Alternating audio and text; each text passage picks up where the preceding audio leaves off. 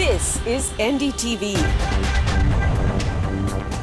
And you're watching NDTV Prime. In association with Micromax. Nothing like anything.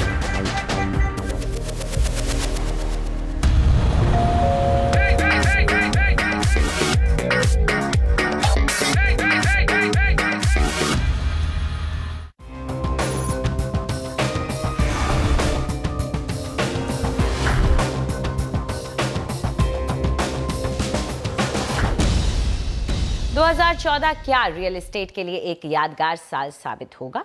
क्या ये साल इस सेक्टर की परेशानियों का हल लेकर आ सकता है? मार्केट में ऐसी कई रिपोर्ट हैं जो ये कहती हैं कि माहौल बदल रहा है। कोई कहता है कि कमर्शियल प्रॉपर्टी में उछाल आएगा, तो कोई कहता है कि प्राइवेट इक्विटी कंपनियां खूब पैसा लगा सकती हैं।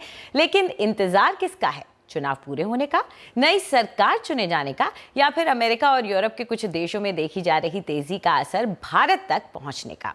तो इन सब मुद्दों पर चर्चा करने के लिए आज हमारे साथ मौजूद हैं सचिन गुलाटी, जो कि लोकल डायरेक्टर स्ट्रेटेजिक कंसल्टिंग है JLL इंडिया के साथ, और रवि आहूजा हैं जो कि एग्जीक्यूटिव डायरेक्टर हैं कुशमन एंड वेकफील्ड इंडिया का। तो आइए, आप दोनों का स्वागत है हमारे स्टूडियो में। सबसे पहले आपसे शुरू करते हैं रवि, आपको क्या लगता है कि आसार आपको नजर आ रहे हैं कि शायद अब रियल एस्टेट के लिए अच्छे दिन आने वाले हैं? देखिए, as of today real estate के लिए दिन इतने अच्छे नहीं चल रहे हैं, वो तो सब जानते हैं। लिक्विडिटी क्रंच जो डेवलपर्स को या हेविली लीवरेज डेवलपर्स को परेशानी में डाले हुए हैं, सेल्स स्टैग्नेंट है, और मैं समझता हूँ कि जो इनडायरेक्ट स्कीम्स के थ्रू डेवलपर्स जो कटौती प्राइस में कर रहे थे सेल्स बढ़ाने के लिए, वो ये फेस्टिव सीज़न, एक दिवाली चले गया, मकर संक्रांति चले गई, मंडे को गुड़ी पाड़वा चले जाएगा, मैं समझता हूँ स्टैग्नेंसी जो सेल्स में है वो बनी रहेगी। इस दौरान जो इलेक्शन का माहौल है वो ये तो साबित करेगा कि अगर हमें एक stable government with government willing to take decisions on reforms और प्रोग्रेस उन डिसीजंस में हुए जो real estate statutory regulatory decisions जो पेंडिंग है, मसलन जैसे कि हमने देखा है कि सेबी ने जो रीट्स के पेपर फ्लोट की है, अगर वो हम लागू करते हैं तो कमर्शियल डेवलपर्स के लिए एक लिक्विडिटी पैदा होगी आगे जाके। अगर हम रिटेल FDI देखें, जो कि प्रोमिनेंट पार्टीज़ ने कहा है कि रिटेल FDI में उनका समर्थ रहेगा, अगर वो लेजिस्लेशन आगे जाके पास होता है तो रिटेल की मैं समझता हूँ बड़े बड़े ब्रांड्स जो यूरोपियन और अमेरिकन कंट्रीज से आना चाह रहे हैं इंडिया में, उनकी एक डिमांड आ जाएगी। और ऐसे कई जो लेजिस्लेशंस रुके हैं डिसीजंस के लिए, ये जब इम्प्लीमेंट होंगे तब मैं समझता हूँ कि एक डिमांड सी बनेगी। एज ऑफ नाउ देखिए, कमर्शियल और रेजिडेंशियल दो एसेट क्लासेस मायने रखते हैं इस डिस्कशन के लिए। कमर्शियल में ओवर सप्लाई सी सिचुएशन है, पर ये डायरेक्टली इकोनॉमी से रिलेटेड है। जो 4.5% GDP ग्रोथ है, अगर हम इसे एक stable government with stable policies, we can take this growth from 4.5 to 6-7% back to the earlier high growth environment. तो मैं समझता हूँ ये कमर्शियल प्रॉपर्टी के लिए बहुत अच्छा साबित होगा, बहुत अच्छी अब्सॉर्प्शन देखने मिलेगी, और उसी में कमर्शियल की एक रिवाइवल साइकिल से आएगी। जो रेजिडेंशियल है वो एक मिक्स्ड बैग है। हमने देखा है नॉर्थ में, दिल्ली में 20% तक गिरावट देखी है कोई पॉकेट्स में। बॉम्बे में प्राइसेस अभी भी रैक रेट्स पे हाई है, पर इनडायरेक्ट डिस्काउंट्स स्कीमें काफ़ी चल रही हैं।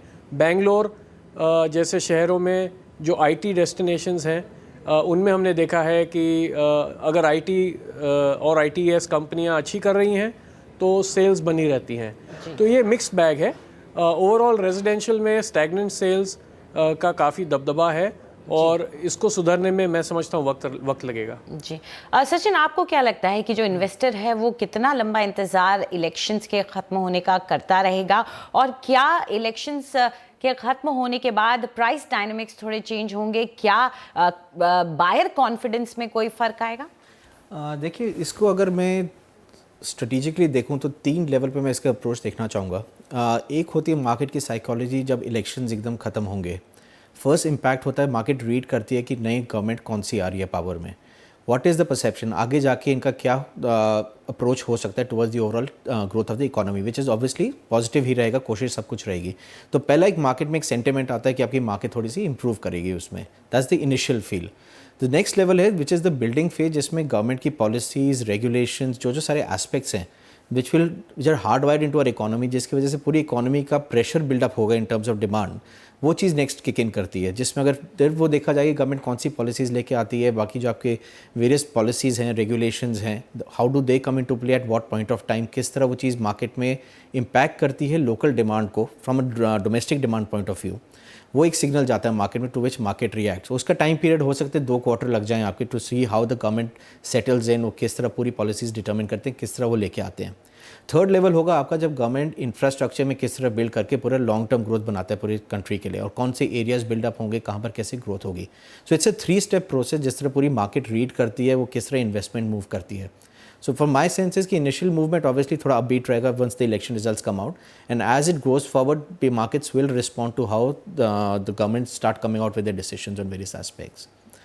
जी रवि, अगर बात करें, आप फंडिंग की बात कर रहे थे, तो अगर पीई की बात करें, जो प्राइवेट इक्विटी फर्म्स हैं, कई रिपोर्ट्स ऐसे हमने देखी कि पीई का इंटरेस्ट इंडिया में कंटिन्यू रहेगा और रहा है और रहेगा, लेकिन पीई का किस तरफ आपको लगता है ज़्यादा रुझान आने वाले सालों में रहेगा, और क्या उनमें वो कॉन्फिडेंस अभी है मार्केट को देखते हुए और सेक्टर को देखते हुए कि वो इतना पैसा डालें जिससे फ़र्क पड़े इस सेक्टर पे? देखिए, पीई की अगर हम बात करें तो इसमें I would like to take a step back, और पीई की जो बैकग्राउंड है, ये जब इंडिया में आए, स्पेशली जो foreign private equity fund players हैं, after they were permitted to come, मैं समझता हूँ उनको अपने जो रिटर्न्स की एक्सपेक्टेशन थी, उनको जो अपने प्रोजेक्ट्स से एग्ज़िट की एक्सपेक्टेशन थी, जो टाइम फ्रेम सेट किया गया था, काफ़ी पीईज़ ने धोखा खाया है। और ये नॉट नेसेसरली कंट्रोल्ड एनवायरनमेंट था, क्योंकि अप्रूवल्स और क्लियरेंसेस काफ़ी सिटीज़ में अटक से गए थे, और 2-3 साल के प्रोजेक्ट डिलेज़ लगभग मुंबई जैसे शहर में हमने देखा है बिकेम द नॉर्म। इस वजह से प्राइवेट इक्विटी की जो एक्सपेक्टेशंस है वो मीट नहीं हुई है।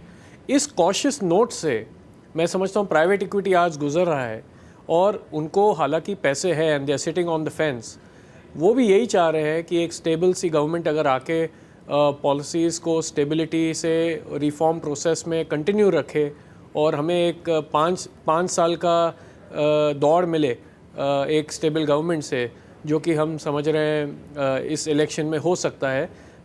उड़ती खबरें हैं एनडीए सरकार की और मोदी सरकार की, अगर इनमें से कोई भी अच्छी मेजॉरिटी से स्टेबल गवर्नमेंट फॉर्म कर सकता है, और उनके डिसीजंस पॉलिसी मेकिंग की तरफ, जो कि पॉलिसी पैरालिसिस ही हो गई थी लास्ट 2-3 साल में, पॉलिसी मेकिंग की तरफ अगर ध्यान दें, तो ये PE firms are very interested, India की ग्रोथ स्टोरी वापस आ सकती है।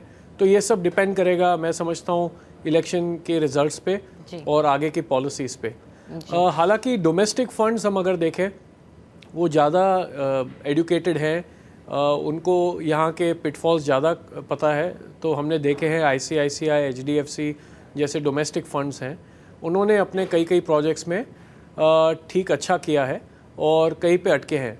तो ये एक मिक्स बैग सा है, और प्राइवेट इक्विटी फंड प्लेयर्स आज के तारीख में मैं समझता हूँ कॉशियसली अवेट कर रहे हैं अच्छे डायरेक्शन का और अच्छी पॉलिसीज़ का। सचिन, आप क्या मानते हैं कि स्टेबल गवर्नमेंट का आना, एक स्थिर सरकार का आना जाहिर तौर पर पूरे सिर्फ रियल एस्टेट सेक्टर ही नहीं, पूरी इकोनॉमी के लिए ज़रूरी है, लेकिन इंफ्रास्ट्रक्चर प्रोजेक्ट्स को जिस तरह से पुश मिलता है एक स्टेबल गवर्नमेंट के आने के बाद, उसका कितना असर रियल एस्टेट सेक्टर पर पड़ता है? क्योंकि कई लोग सिर्फ मानते हैं कि रियल एस्टेट कंपनियों को पैसा मिल रहा है, वो मकान बना रहे हैं या कमर्शियल स्पेस बना रहे हैं, तो बस वही ज़रूरी है, लेकिन इंफ्रास्ट्रक्चर प्रोजेक्ट्स का अप्रूव होना और बनना कितना ज़रूरी होता है?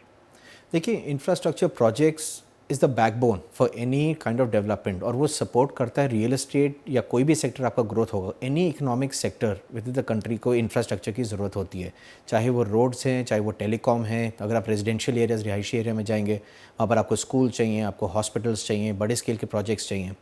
इंफ्रास्ट्रक्चर जब तक नहीं आएगा, प्राइस डिफरेंशियल और प्राइस क्यूनेस रहेगी मार्केट के अंदर, स्पेशली जो एरियाज़ आपके ऑलरेडी हैं जिनके पास बहुत इंफ्रास्ट्रक्चर है, जिनके पास कुछ नहीं है।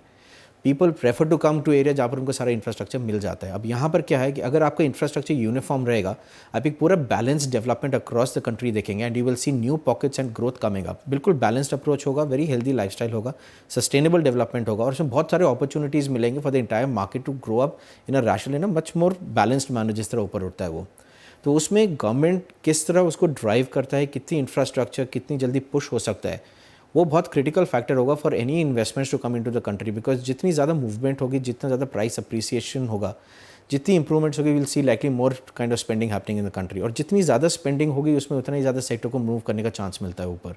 सो that thing is very critical to get the whole fabric together, जिसके अंदर वो पूरी की पूरी ग्रोथ आप अगले लेवल तक आप देख सकते हैं।